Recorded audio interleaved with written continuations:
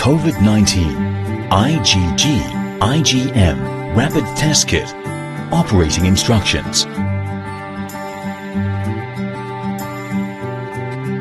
Before testing, please read instruction carefully. One box contained 25 set of test kits. Contains 25 test cassettes, 25 pieces of alcohol pad, optional accessories, 25 pieces lancets and 1 bottle buffer.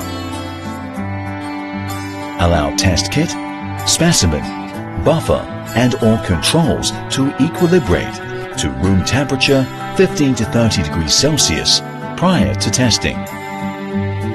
1. Remove the test cassette from the sealed foil pouch and use it as soon as possible. Best results will be obtained if the assay is performed within 1 hour. Place the test device on a clean and level surface. 2. Use lancet, get blood from finger, then use dropper, get blood about 5 microliters to the specimen well A of the test cassette. Throw the dropper into the professional recycling container. Then add 2 drops, about 60 microliters, of sample buffer to the buffer well B immediately. 3. Wait for the colored lines to appear. The result should be read at 10 minutes.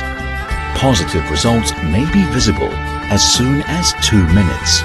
Do not interpret the result after 15 minutes.